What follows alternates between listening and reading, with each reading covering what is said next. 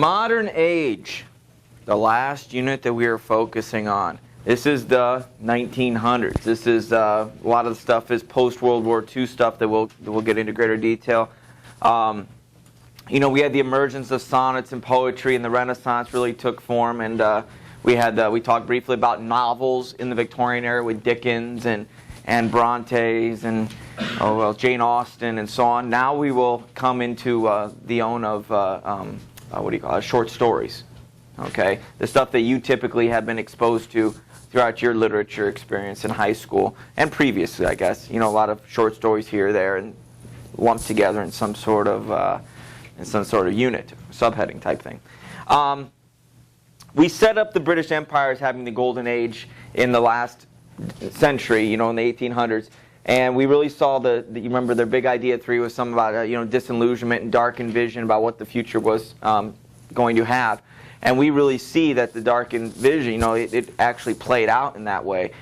Could they foresee what happened? Probably not. I don't think they're fortune tellers, but yet they just knew things couldn't be great if we continued down this particular path. And it wasn't wonderful. They referred to World War I as the Great War. The stats were staggering. Really, most of the war, for their influence, their participation, I guess rather, was along the northern, section of France, right across the water from England.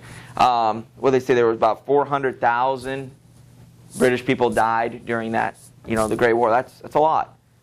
Okay, I wish I could throw out numbers, but I think Vietnam. Anybody have any idea what we were?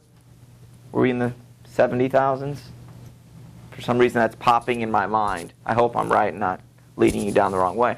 I don't think we were 400,000. I don't think we were 500,000 people in Vietnam. So, and you can see how we represent that war, what we think about it, and the losses that we suffered. But yet, look at their numbers, and the Great War truly was a great war, and a great and not a good sense. So we see the World War I really ravaged them, crushed them. That led us into the 1920s, and what we have in America, the Depression, that influences other people. There's been a lot of economic issues in the U.S. and the world in the last 3 or 4 years.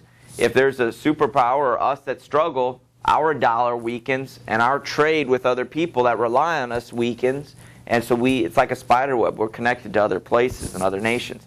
Okay, Greece in the last few months has had an issue.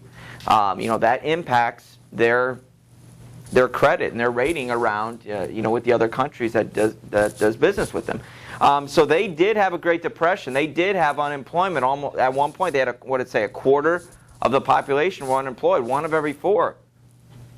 You and your table mates, 1 of you is unemployed. That's a lot. Okay, that's a lot. And they struggle. Just as they're coming out of the Great Depression, and all of that stuff, hey, look what's coming. Hitler and his friends. Okay? And World War II comes along. We'll have some literature, and we'll analyze Winston Churchill, who was Prime Minister. I think it was in 1940-ish, 40, 41. Right when, the threat of Nazis coming across the water and invading England was very, very real. If anyone has seen the movie Return to Neverland, the Peter Pan sequel, I guess, the beginning of that, you see, the kids in London in their bomb shelter and air raids and sirens going off and jeeps and trucks going through the city, they're being bombed. It's war. It's really kind of gruesome and grisly to think about, in a children's cartoon, but they had to set the setting up for us. It mentions Churchill in there. We'll read more about him and talk more about him later. Post-war Britain, okay, remember, they were huge in the 1800s. People, as we'll see in the next few pages, started to succeed and get their own independence. And, we don't need you as a Commonwealth anymore. We don't need you for this. We can do our own thing. Because Britain really expanded their empire, not just for, through war. That wasn't the main focus. It was through, establishing more trade partners. Develop our market, okay? And they had rivals coming up, okay? Other countries in Europe, I think it said Germany at one point. The United States starting to get our feet and traction going. And so we had to really kind of battle with them And we survived, but we didn't have the casualties of the war that they did. But they have new priorities, and ultimately you can see that they took a big hit. Their control of the world is way down. And could they start and try to build it back up and make that their main focus? I guess they could have, but at what cost? I mean, London and England was just ravaged by the war. So they said, you know what? We're not going to play that. We're going to kind of lick our wounds. Have you heard that, that turn of phrase before? Okay, we're going to stay, lick our wounds, take care of ourselves, and slowly build back up that way. We're not going to just forget about our sick, our poor, and take off. We're going to help ourselves. Okay, help ourselves and take care of one another. It says that in 1946, the new government passed legislation providing government aid to help the unemployed, the sick, and the aged. The Labour government also created a system of national health care that ensured medical services for everyone. Does that sound familiar? Canada now has that. Remember, that's what the whole thing about health care the last handful of years is kind of leaning towards, that to help protect everybody, but to defray the cost of the people who can't afford it. Who's paying for it? Well, the people who can't afford it. Okay, so that's where the argument is. But England really started that ball rolling, and that's why Canada, most of Canada. I'm horrible. It's been so long since my world geography. I don't know if they are completely English, because I know there's a French Quebec. So I don't think they all represent. They're not all Commonwealth of England, I don't think. But if I'm wrong, forgive me. I didn't think they were. But they do have some, Lake Victoria. There's a heavy influence of English rule and so on. And so Canada, adopts this, and other countries as well. So we can see the stuff that's in our news playing back, 70 years ago or so. Big idea one, class colonialism and the Great War. We kind of talked briefly last unit, kind of setting this up when I referred to My Fair Lady and so on, about class structure, class order. In 1984, he was talking to the old prole, and the prole was trying to remember before Big Brother, and he remembered having to get off the sidewalk for the man in the top hat to go by, and you had to, hey, governor, talk to him and let him walk by. And we will do a short story by Catherine Mansfield, which really showcases the differences in these classes and how each class views each other. Okay, it's almost like what seniors would look on as freshmen. Okay, there's that structure, there's that societal hierarchy and so on, and we have it here, and it's very, very prevalent. And we'll see some representation of that. Talking about women's rights, women were fighting for suffrage just like women were, and they eventually got the right to vote. They said, okay, women will allow, but you have to be 30.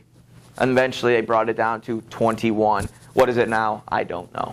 Okay, but you saw that people were getting their voices heard, and there were changes. It wasn't just somebody saying, no, this is the way we've always been, we're going to keep it. No, we're seeing development. We're seeing changes and so on. Which really leads us into modernism, kind of the main emphasis, the artistic, literary point of this particular modern unit.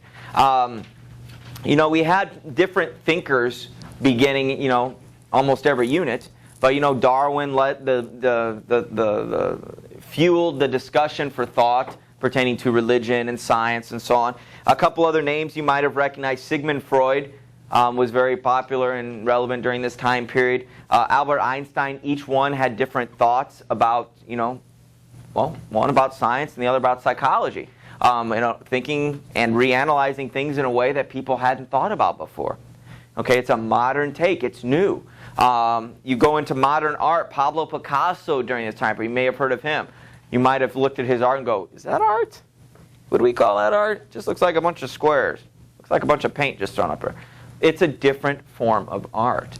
Okay, and so these different thinkers, okay, these different artists really kind of thrived in this time period because other people, Salvador Dali. Anybody ever see some of his work? Very weird, kind of trippy to some degree. You might have seen one with some clocks, and the clocks are melting, kind of like an acidy, weird trip type thing. You know what I mean? It's very strange, but it's different, and it fits in this time period very, very well. Modernist literature. Okay, the war gave a lot of I don't want to say ammo, but gave a lot of inspiration, I guess. Not necessarily positive, but kind of fueled some of these writers and thinkers to kind of write about it. Stuff that might have been, frowned upon to write about earlier. Everybody's so used to this darkness now.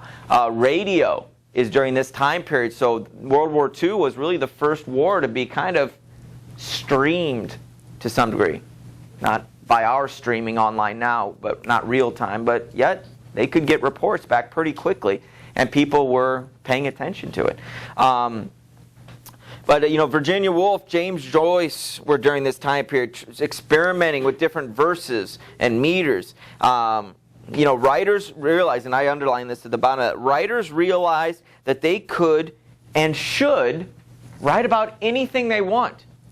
They shouldn't just have to write about something to push the cause against child labor, You can write about anything you want. And so they saw this freedom. Okay, so this goes great with these other thinkers who didn't necessarily play by the rules. They kind of did their own thing and allowed their minds to think outside the box. Okay, which I just explained to my 7-year-old what outside the bun was referring to. Taco Bell's motto, outside the box. So now my 7-year-old understands that illusion. So big idea 3. Really already spoke about this, the World War II and its aftermath. Post-war Britain, there's that illustration there of them huddled. They call them tube stations. We would call them subway tunnels and so on. Cellars, people would hang in there, and you would hear bombs explode and sirens. And really kind of think what the Pearl District was like when Winston was walking around, and they started to have rockets and stuff start landing. Okay, people will run and take shelter. But they wouldn't just shut their front door and hope it misses them. They would head cellars, bomb shelters, and so on. During the Cuban Missile Crisis, the 50s and 60s and 70s, people were building bomb shelters, in America, in our neck of the woods, because people were, petrified that everybody was going to go nukes real quick and hit that red button. And I hit the red button. That's heading your way, but you have time to go. Oh yeah, well we're going to hit our red button, and that's kind of the Terminator aspect. Everything was going to go. Everybody was going to blow each other up, and Skynet was going to launch all their nukes and all that stuff. So, good.